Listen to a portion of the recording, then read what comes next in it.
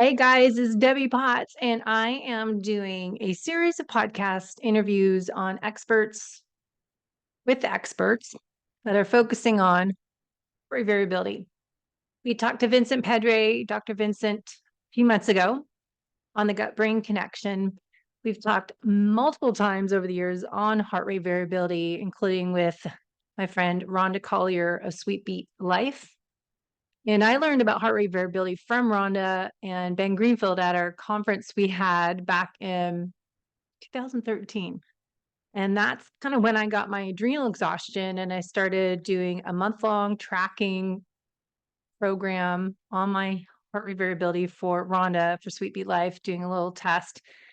And over the years, since I became an FDN practitioner, before that, nutritional therapy practitioner, really looking at how stress impacts all of us from the inside out.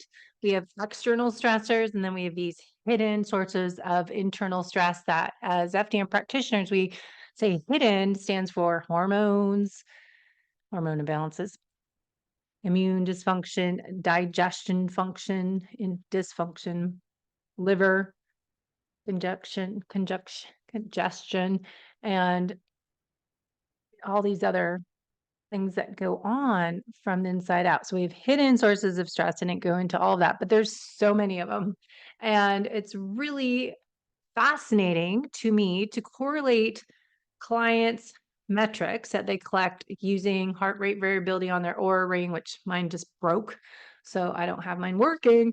And then a Garmin or their Apple Watch or their Whoop Band, and really correlating how do you feel intuition with heart rate variability. And ideally, if we can look at heart rate variability, low frequency and the high frequency scores that you have to just do on like Sweet Beat Life, wearing a real heart rate chest strap, not just getting from your watch or your ring. But the LF, low frequencies, represents your sympathetic nervous system.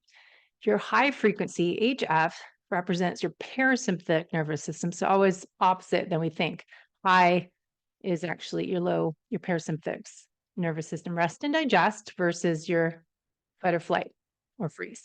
And looking at people's functional lab tests as a GI test, that also the blood chemistry markers, inflammation in our body, these hidden sources of inflammation, there's a pattern.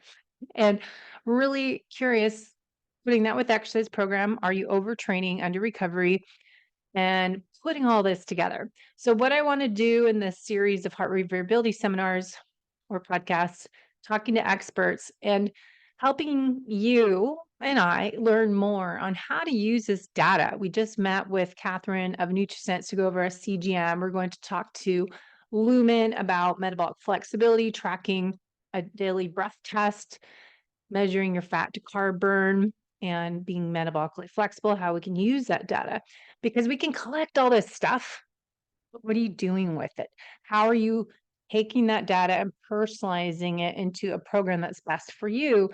If you're like me, looking at living your best life as you age and not blaming the aging process, but embracing it and adjusting, course correct, collect data, and figure out what to do that's best for you to feel your best, to look your best, to move your best, perform your best in life. And heart rate variability can tell us a lot.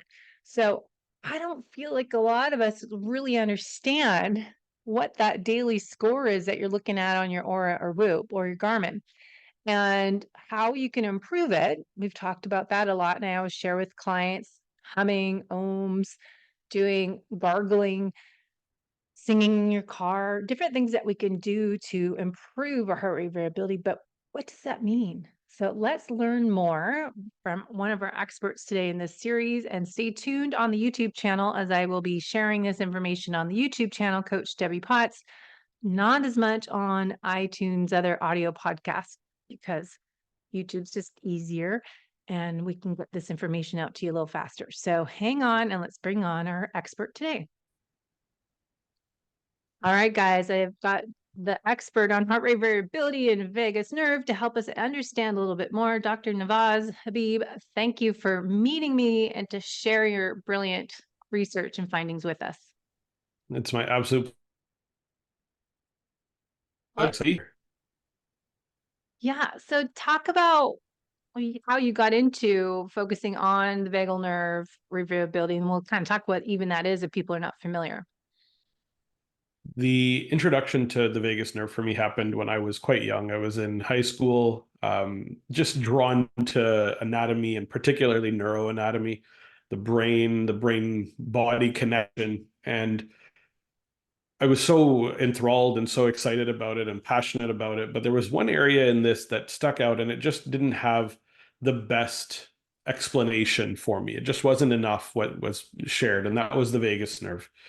So the vagus nerve is our 10th cranial nerve. It's unique in that it is a cranial nerve, meaning that it has some connection within the head and neck area, but it's the only nerve in the body that leaves the cranial cavity and goes and attaches to essentially every organ in the body. And there's no other nerve that does. So that was my initial introduction to it. I went to chiropractic college, graduated in 2010, and was the anatomy guru. Like I was in the anatomy lab and learning about the coursing, and the vagus nerve always stuck out. It was always this unique piece to the puzzle for me. And as I went through my own health struggles, when I went through chiropractic college, I weighed 250 pounds, high blood pressure, borderline diabetic. I'm 5'7", probably not the best to be that big and inactive, and obviously dealing with some health struggles accordingly. And so once I left chiropractic college, it was with my wife. We decided to make some real changes, and we started coming up with a good plan on how to address our health in a very positive way. And that brought me into functional medicine.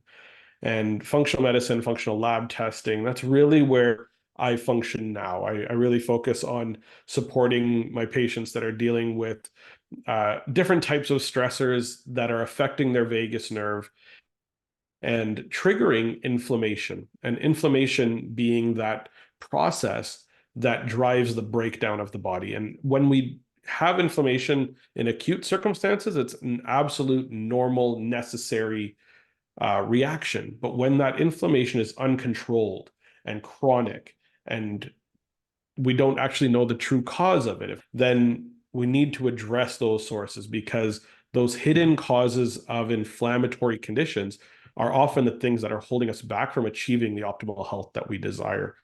This is my introduction to it, my journey through it. I've done a ton of research and learned a lot about how the nerve work clinically with in both one-on-one and group settings to help them understand where the challenges might be coming from. So that's really where I'm at, and kind of what brought me into the world, and looking into the Vegas being a major piece that's missing so far. Mm. Yeah, that's how was just saying before we started. That's how I found you. I was really fascinated by, as a FDN practitioner and a nutritional therapy practitioner and a uh, triathlon run exercise personal trainer coach, whatever. I don't know what I'm called. Whatever, holistic coach. I really geek out and looking at all the data, the functional lab testing and the data, and seeing patterns within my own clientele of heart rate variability, because everyone tracks, as I told you, almost over tracks. They've got the Garmin and the Aura and the Apple Watch and a Whoop.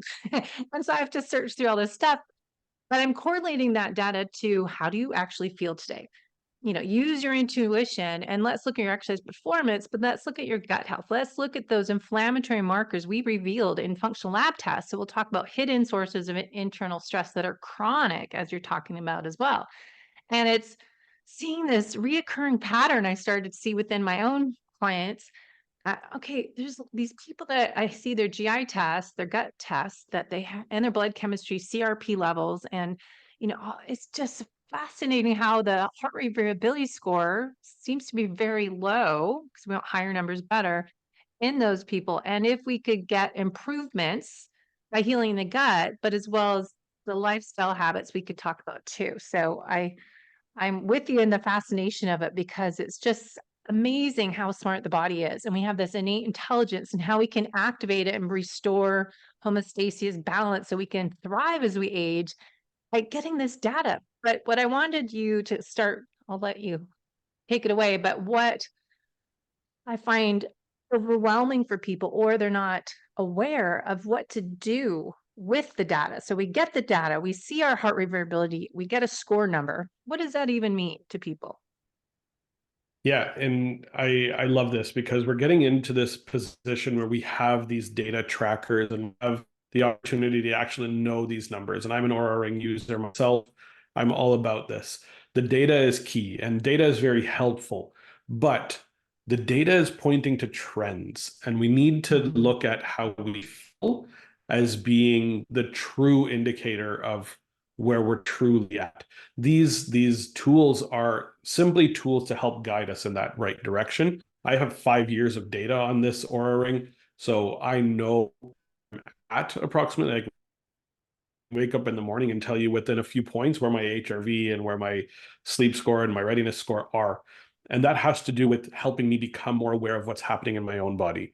And Mhm. I appreciate what you're saying there. So for most people, when they start using data wearable tracking or health trackers, what we're noticing is that first, in the population of people that tend to be more active, that tend to be data driven and interested in looking at these numbers, the we tend to compare between people and between uh, devices.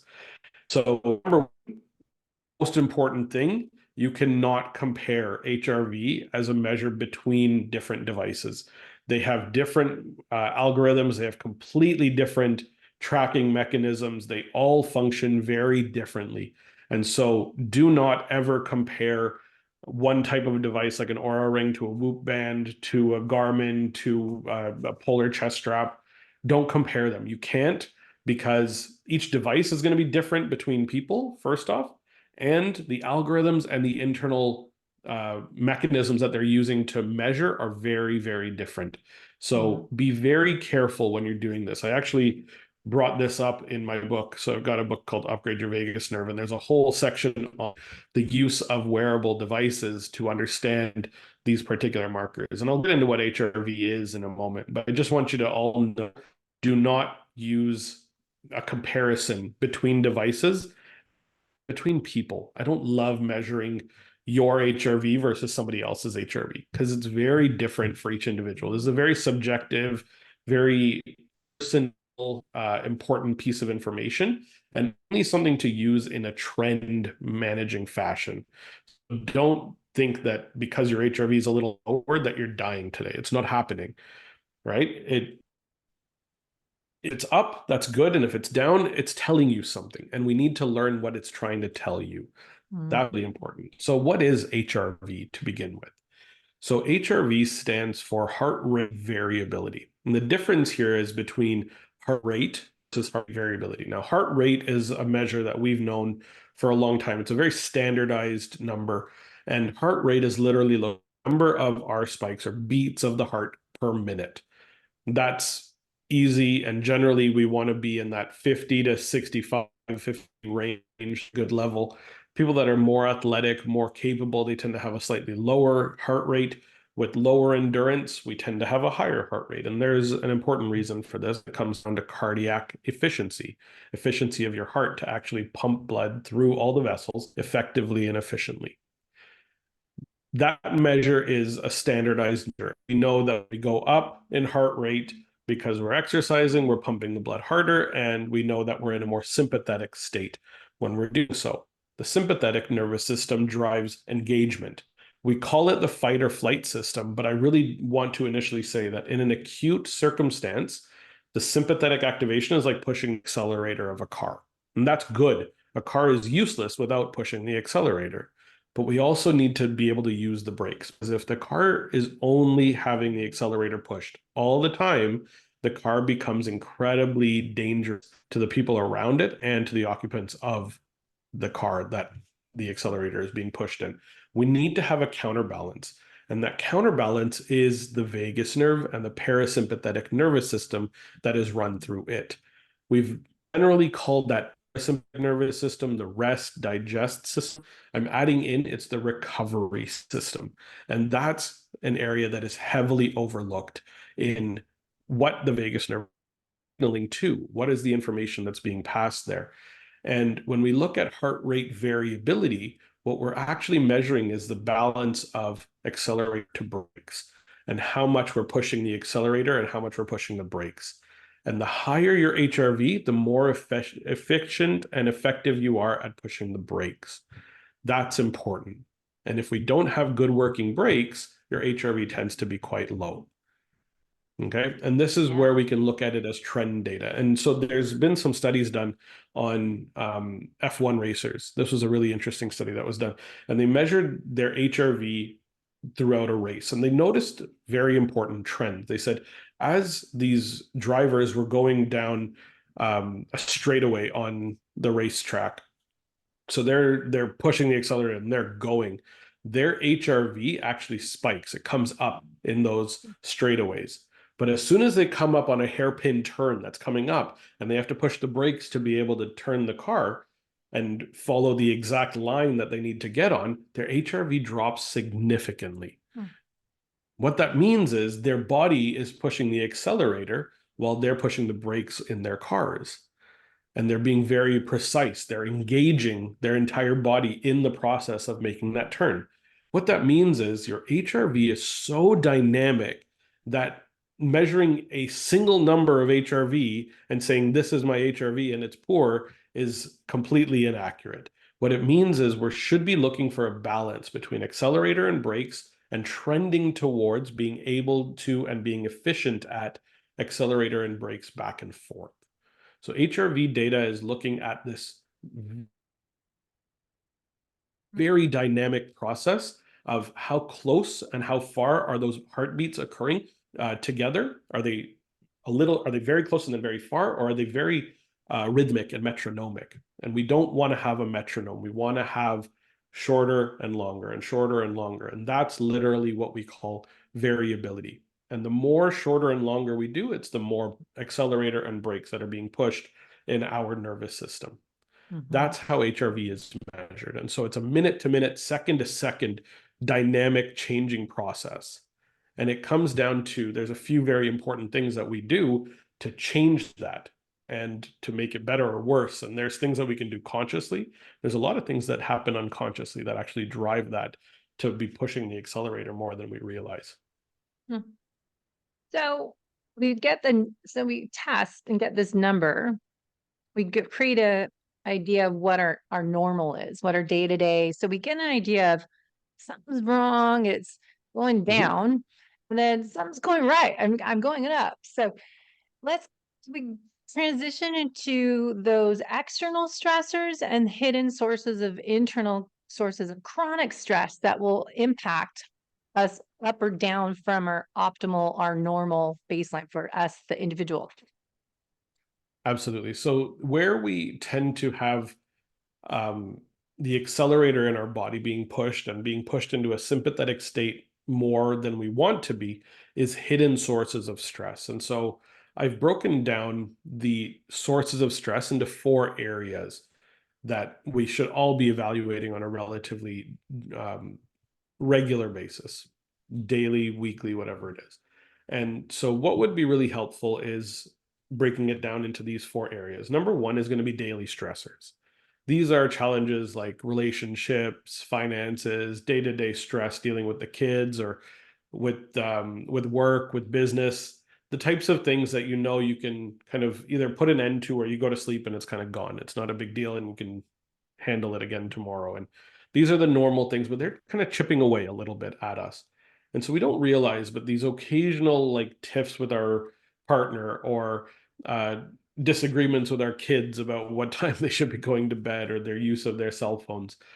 These are things that we need to start to learn how to shift away from and how to recuperate or recover from. And so these are areas that we should look at and just really check to see how are we handling it? Are we going into a state that's excessively stressed? Are we noticing some spikes in our heart rate during those times? Wearable devices can be very helpful to tell you when you become stressed during the day. I use my Oura ring that tells me that I'm generally stressed between 4 and 8 p.m. when my kids come home and it's time for me to do dinner and bath and bed and get them to sleep. So these are important tools to understand. Those are the daily stressors that push on the accelerator, but just enough to drive us a little bit nutty. And that'll wear down the brakes a little bit and decrease our ability to recover really effectively. So become aware of it. And if there's ways to make some changes to how you're handling those day-to-day situations, can be very beneficial for you.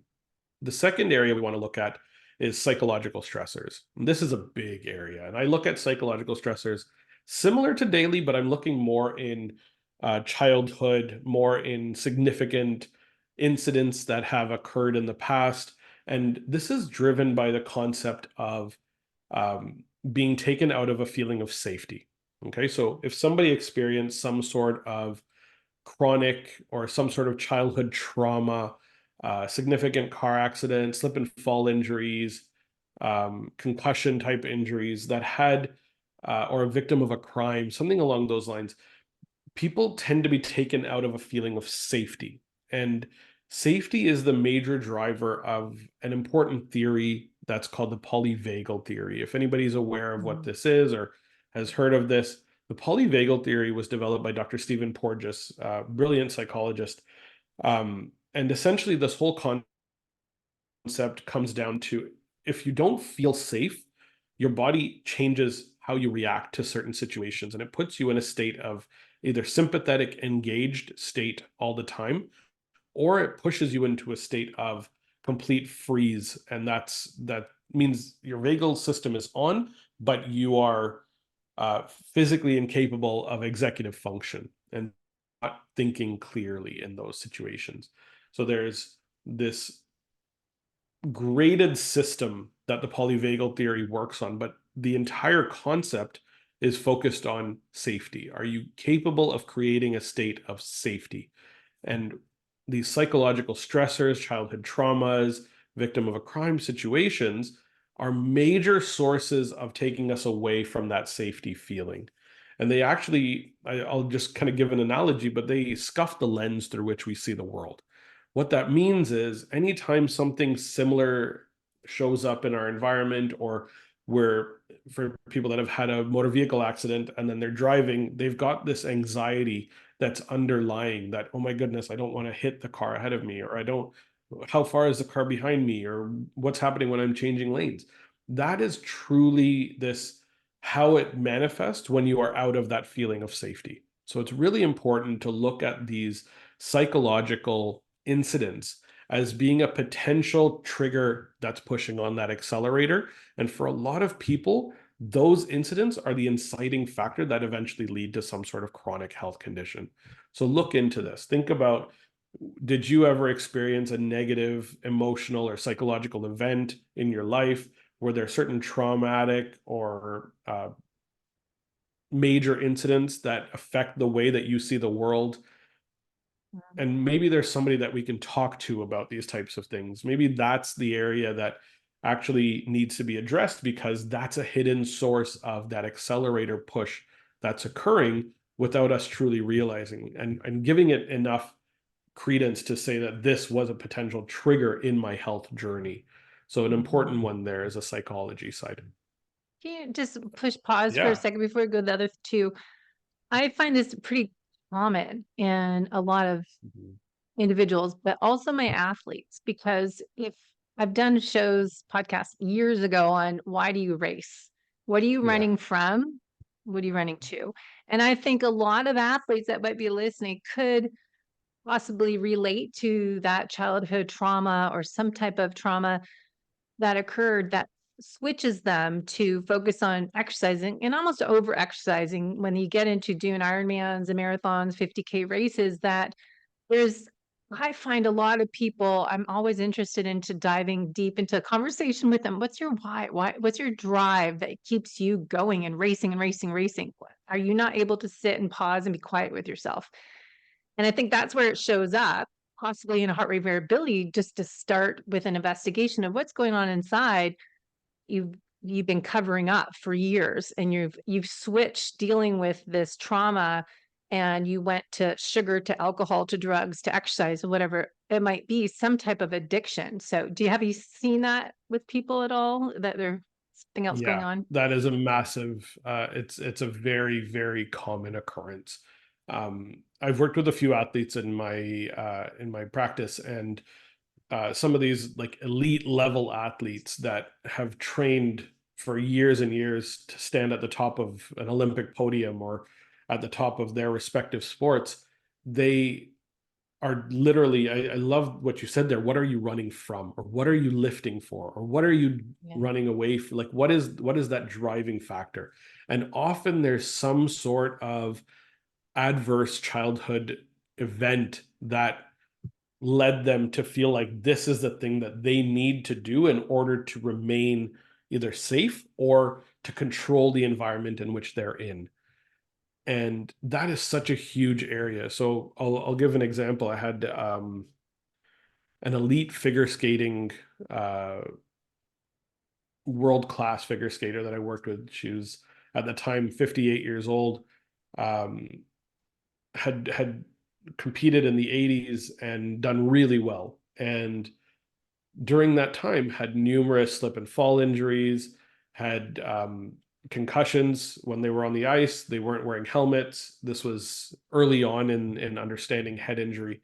So she had about 8 concussions that she had dealt with over time that were never truly treated in a positive or important manner. And then in addition to that, she had eating disorders because she was worried about body image and how she would look Mhm. when she's on camera or on stage or on the podium. And there was uh, different times where there was anorexia or bulimia that were part of this journey. And then in addition to this, she had lost a child during childbirth, which was incredibly traumatic for her. So we can talk about all of these different contributing factors as potential triggers for leading down this path for her, right? There were physical traumas, which we'll get into, but then there was emotional and psychological traumas. And oftentimes, wanting to control the experience of that environment is a major psychological reason for why we are pushing on the accelerator, because we need to be in control of something. So I'll completely agree. That, yeah, I'll let you continue on, but that's the word right there. To be able to control their environment and keep safe so they don't get into that unknown that they are concerned about, you know, being Exactly. vulnerable or feeling safe. So that's a big word there. Okay. So I'll let you Yeah. continue. Sorry, big tangent there, No, but no problem. important topic. So Yeah. you have two other areas of stress we were Yeah. talking So about. the third one, and I kind of alluded to it, is physical stress. And this Hmm. is an area that we can almost be on two sides of this coin. And most people in society are. There's a very few people that are actually doing kind of the exact amount of exercise that they should be. Most people are either under exercising, under moving, sitting sedentary, and Mm. just not being active. This was my life for a very long time. For many years, I literally would sit on my ass and didn't know how to lift a dumbbell properly because it was scary to me. I was fearful of the gym and I didn't know what it meant or what I wanted to accomplish in there or how to do these things. I didn't want to look like an idiot. And then on the other side of things, there's people that overdo it. They're constantly pushing themselves. They're constantly like every day, I don't care what my HRV is, I'm going to go out and I'm going to do my 10K that I got to do this morning or 10 miles that I got to run. I'm a cyclist now. I love getting on my bike and I do my approximately 30 kilometers or 20-ish miles in the Easy morning. And Canada. The rest of the world actually does metrics. So the US is the only one that uses the miles part. So it's okay. I like to convert. It's always fun. But if we're doing it every single day and we're pushing ourselves so hard, we're not giving our bodies an opportunity to push the brakes. And that's an important area that needs to be addressed. In this physical area, we can also talk about injuries. So, have you overdone it to have a shoulder injury, or have you had a slip and fall and a concussion that aligned with that? And concussion and TBI, traumatic brain injury, mild ones in particular, tend to be very overlooked because the mechanism of action when you hit your head has a very particular motion pattern. It can be the same as with a car accident, for example, very similar to like a whiplash injury where you have your brain moving in a certain direction and your brain stem not. And that creates a Mhm. shearing force at the brain stem. And that's where the vagus nerve comes in. So the very specific nuclei, the nucleus tractus solitarius and the dorsal motor nucleus of vagus, those two main nuclei of the vagus nerve can be physically sheared, and there can be damage to the neurons that are involved in signaling whatever the vagus nerve needs to signal. And that's why it's a very common occurrence that immediately following these injuries, your heart rate goes up and you have dysautonomia type symptoms. You may experience some dizziness or tachycardia or bradycardia or something that is essentially dysregulating to how your body functions. So these physical stressors play an important role in pushing the accelerator or damaging the brakes potentially. Mm. And so what we need to look at is, are we in a position where we're overdoing it, where we're overtraining, where we're creating overuse type injuries, or are we not moving enough? And we should try to get to a level of balance. I like to think of being more active about 3 to 4 days a week on average, especially if we're looking for longevity as being the goal, right? If Yeah. we want to be healthy and functional and non-reliant on the help of others for as long as possible, we need to learn how to recover. And that recovery requires time and it requires patience on our part. And so adding in time to recover, to put your body into a state of healing, doing things like sauna or red light therapy or cold plunges can be very, very good for us. But we can't overdo these things. We need to do everything in moderation. I And call it the that is true Goldilocks for effect. exercise. Yes, it totally is the Goldilocks effect. I love that. We need to get to that just right amount of training and that just right amount of recovery. Most people that are overtraining, and I know most of the listeners here are people that are on the more athletic side, more active side, tend to push themselves, and that's a good thing from a psychology perspective. But we're potentially breaking our bodies down in the resulting lack of recovery that is occurring. So we need to purposefully set aside time for active recovery to occur. That doesn't mean sit on your butt and be lazy 3 days a week. What it means is do something gentle, do gentle movements, do yoga, do like breath work sessions, do something that's more calming and more recovery focused a few days a week, and not push yourself in your sport of choice continuously every single day. A big proponent of this. I'm a big fan of Gary Roberts. He was an NHL player for numerous teams, but he's a huge fan of this concept of recovery now because he had this goal when he was in the NHL. He went and played for the Florida Panthers, and he was like, "This is great. I'm going to live in Florida all winter. I'm going to play hockey one day, and then I'm going to golf the next. I'm going to play hockey and then golf." And he realized that even with golf being considered like a recovery type of activity, even if he was in the cart, he wasn't recovering well, and his performance in hockey went down in doing so. And he talked about this on a podcast that I'd listened to a while ago. But this concept was, am I actually pushing myself too hard? And he had to teach himself to not golf on his off days and actually just do it maybe once a week instead.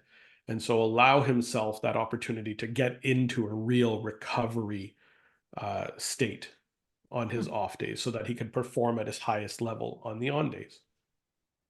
I think that's what's hard for high performing individuals to do, is to be still quiet and be one with themselves and think that an active recovery, as you said, doesn't mean sitting on the sofa watching movies all day, but it's maybe slowly moving throughout the day or, working in the garden a little bit, but just taking it easy. A lot of us don't know how to not do anything. You're often twiddling your thumbs and your brains Yeah, are it's like like I on can't fire. sit Like, I should that be long, doing 1 hour. something right now.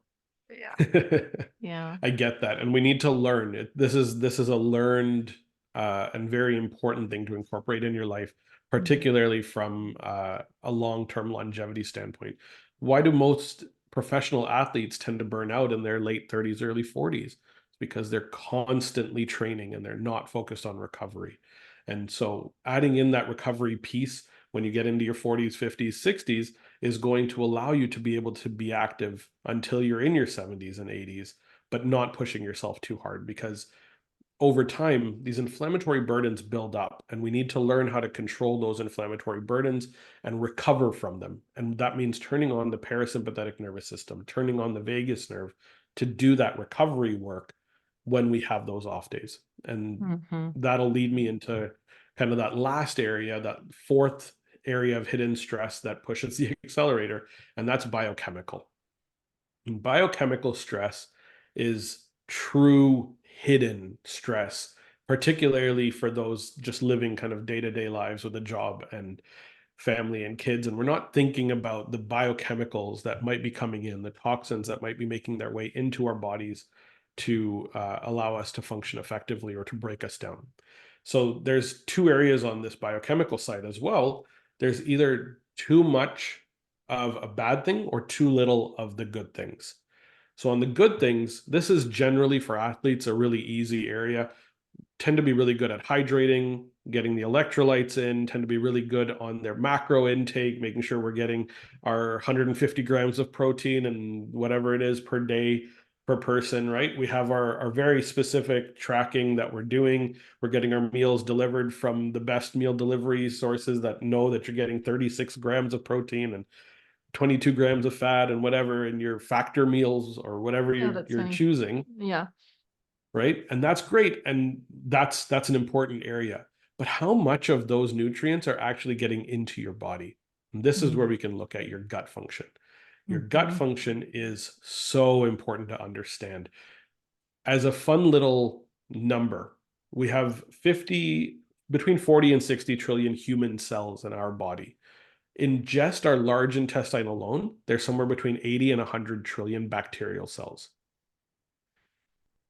That means that there are double the number of bacterial cells in our large intestine that are helping to drive an important symbiotic relationship with us that are human cells in our body. That's huge and so important to understand because that means they have first dibs on our food.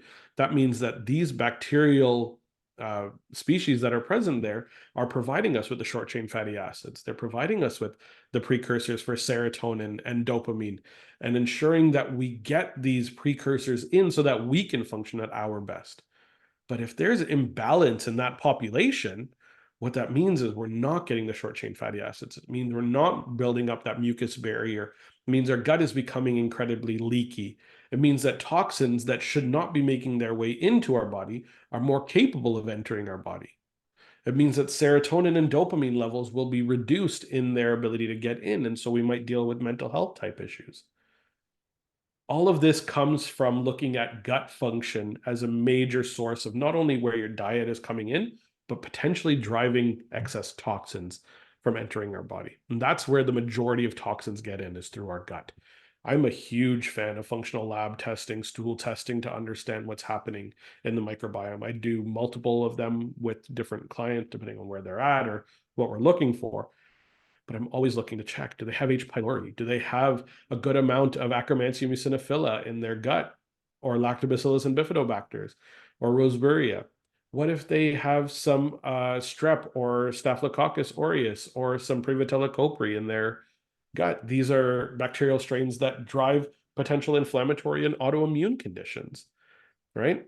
And more often than not, on stool testing, I'm sure you'll agree with this, we find something that's off and something that might be driving excess inflammatory reaction, excess stress, excess accelerator push on that sympathetic side. And that's just putting our bodies into a situation where we have to handle these stressors more than we really should need to.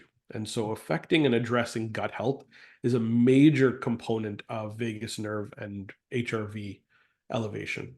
So if we have these hidden sources, what that means is the brakes have to work even harder to get us into that recovery zone. And over time, those brakes will burn out. So these four areas all need to be addressed. If we have all these toxins coming in, it's pushing the accelerator. If we have negative thoughts because we're in an anxious and not safe state, the accelerator is getting pushed.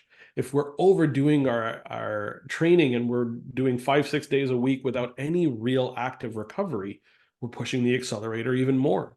And if we're not dealing with our day-to-day stressors effectively, the accelerator is getting pushed even more. And as the accelerator continues to get pushed further and further, the brakes have to work even harder. And over time, they become burnt out. They become less capable of pushing us into a parasympathetic state. And how that shows up is our HRV starts to dip. Our HRV becomes low on average. And we're in those 20s and 30s, and we're saying, oh my God, what's happening? Like my friends are in their 70s. Don't compare yourself to other people, but there are stressors that are affecting you that you're unaware of. And that's those hidden sources that need to be looked at, addressed, and identified so that you can take your foot off the accelerator and allow the brakes to do their job more effectively. Hmm. That's fascinating. That's what I've been learning, just watching everything and looking. You have to zoom out to zoom in and zoom out again and zoom in. And it's amazing to put the missing pieces of a puzzle together as we do as practitioners and really investigate everything and take time to make sense of it all. And most people don't do that, and they don't really look and correlate the data together. And I think it's Yes. so essential to, people have to invest in their health, and, all these labs are not covered by insurance. And a lot of people don't go that extra step to go, okay, am I healthy from the inside out? Where, sadly, a GI test costs about $400 to $500 if you add on H. pylori. And really Yes. to get that test at least. And I like looking at a wheat zoomer or something that looks at those endotoxins, LPS levels that we can test now, and Yeah. put that with their blood chemistry panel, ideally seeing what's your CRP levels and looking at their eosinophils and other markers on a blood chemistry panel, and really looking at all that, and then look at your heart rate variability and how can we improve it. So it's pretty amazing Yes. if you really look at it from a different lens. Yeah, absolutely. And this literally, it aligns exactly with the things we know affect HRV from an external habits standpoint, right? We know alcohol affects it. We know that poor sleep habits or eating too late before bed affect it. We know that over exercising affects it. We know that not recovering affects it. But if we put a little bit of a microscope on exactly what those are. It's one of those four toxins, or it's one of those four stressors that are driving our HRV down. And so this is where the investment into understanding at a depth level what's happening in your gut is so important to fully understand, and can be an absolute game changer. I've had numerous patients elevate their average HRVs from the low 20s and 30s into the 40s and 50s because we affected their gut health, because we got rid of the toxic bacteria that were present, re-inoculated with the right gut bacteria populations, adjusted their diets accordingly, and they feel like a million times better because they are able to go out and train and do the things they want to do without feeling crushed or depleted at the end of it. They have energy to wake up in the morning, they're ready to go, and it's not like they're just pushing themselves out to run away from something again, right? They have the capability of actually being present on a daily basis. So you're saying we can use heart rate variability to give us an insight on our health from the inside out to improve the aging process. If you are a health optimizer, you're looking to thrive as you age, that should be a big motivator to use this data, but correlate it with what's going on inside my gut. What's my microbiome? Do I have H. pylori overgrowth, candida, small intestinal bacteria overgrowth, like, dysbiosis, parasites? But then also you can use that data of heart rate variability changes away from our normal baseline to detect if we have reaction to foods we eat, food sensitivities, as well as you mentioned alcohol. I think anyone who wears an Aura or Whoop knows that if they have a cocktail, your deep sleep and your heart rate variability and resting heart rate are kind of in the can for that. So alcohol, nutrition, as well as labs, what are anything else I'm missing that would impact heart rate variability?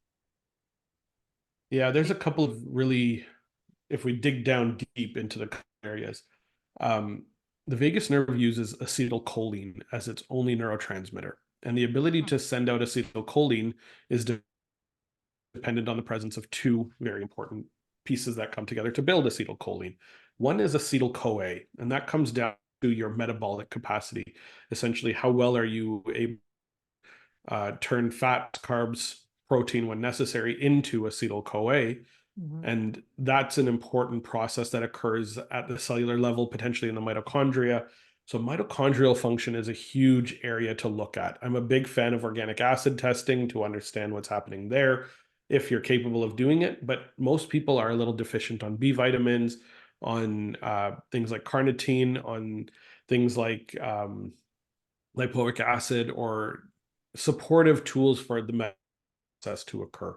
NAD and NMN are great supplements to help support those areas on the mitochondrial side. When we go and we look at the choline side, now choline is an essential nutrient that comes in primarily through our diets, but 90% of North American diets are deficient in choline. So there's certain foods that we want to get choline from, and we can produce choline ourselves, but it's a very slow process in our bodies. So we want to be able to take in choline to be able to produce that acetylcholine molecule effectively. So the best ways to get this, runny egg yolks by far are the highest source of choline that are easy to get in. Beef liver is also one of the best ways to get choline into the body. I'm always going to recommend grass-fed, grass-finished when it comes to any organ meats, but or any animal meat overall. You want to get the highest quality that you can, but they're so nutrient dense and they're so worth investing in. So make sure that you're getting those in. From a vegetarian standpoint, things like roasted cauliflower, roasted soybeans are great ways to get it in.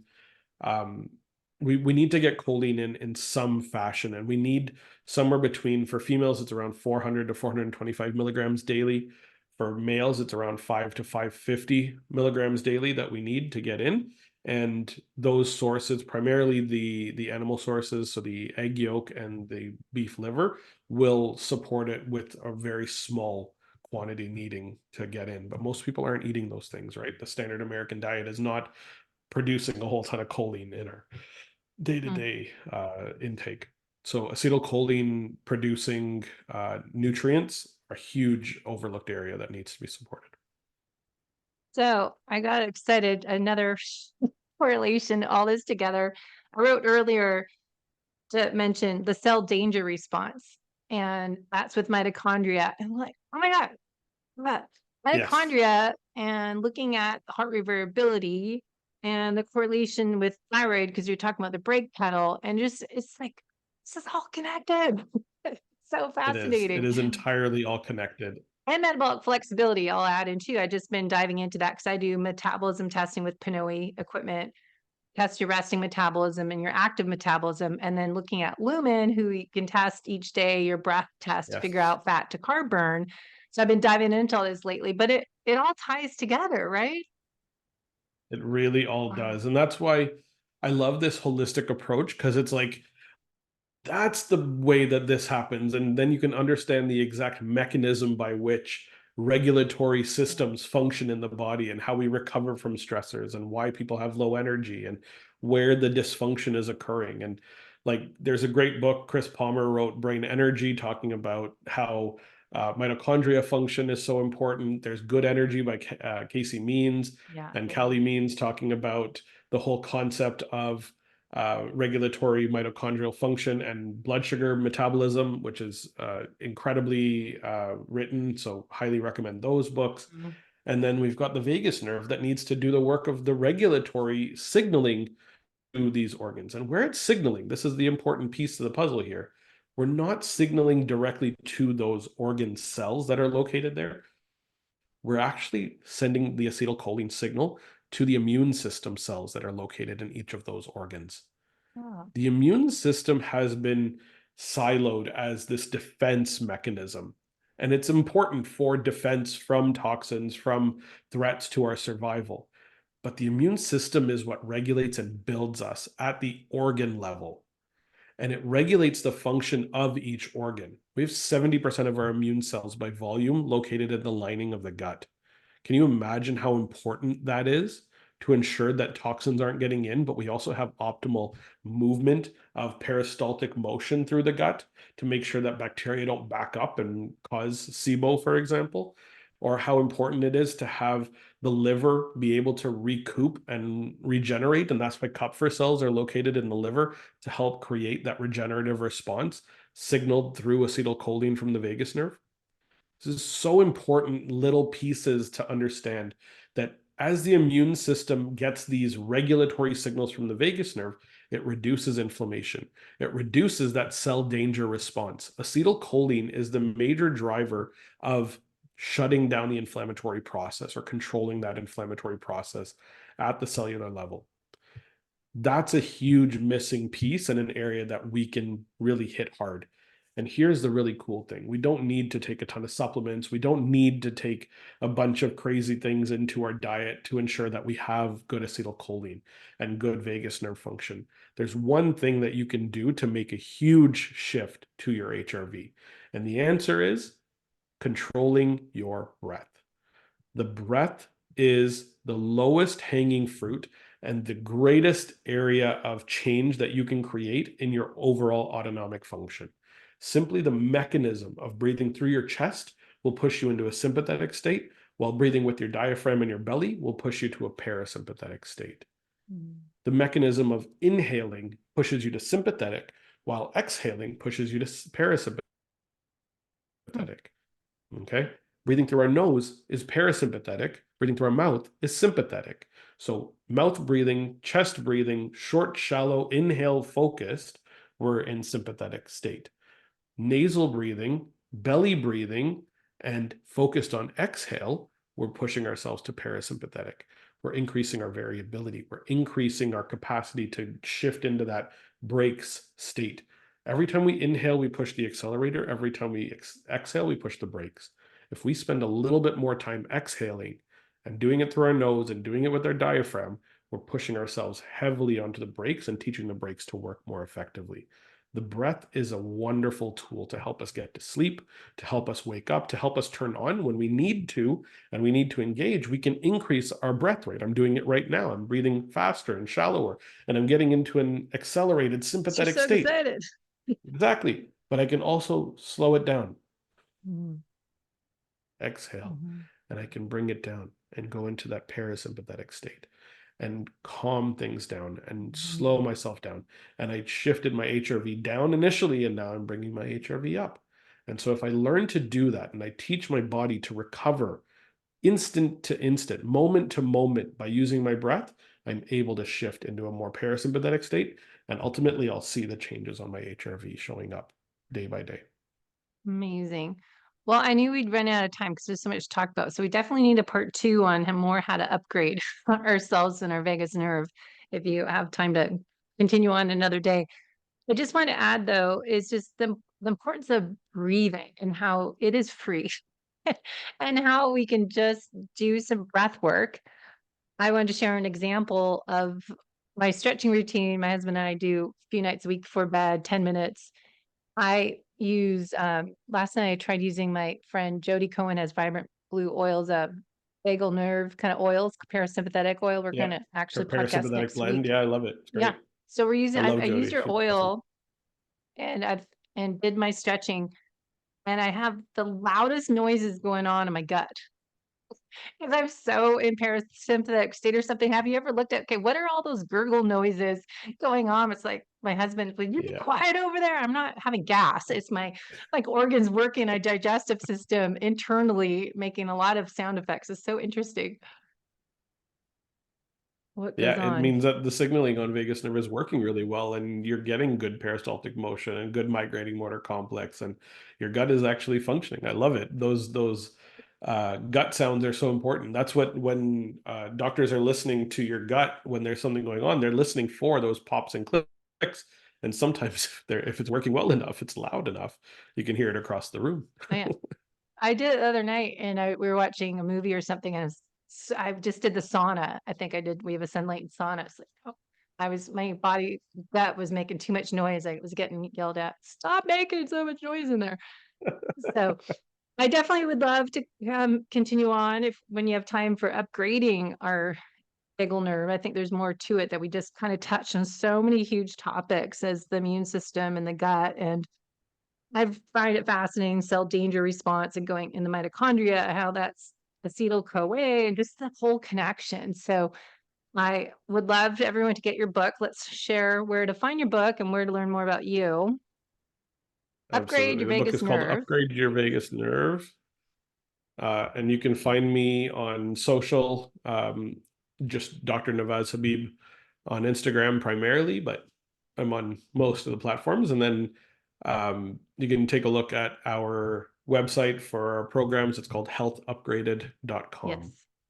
Yeah. And I'll put the links in the show notes. I do find, I don't know if you're like me, who we're trying to reduce stressors in our life because we've had chronic stress issues. That brings us to learning about our HIV.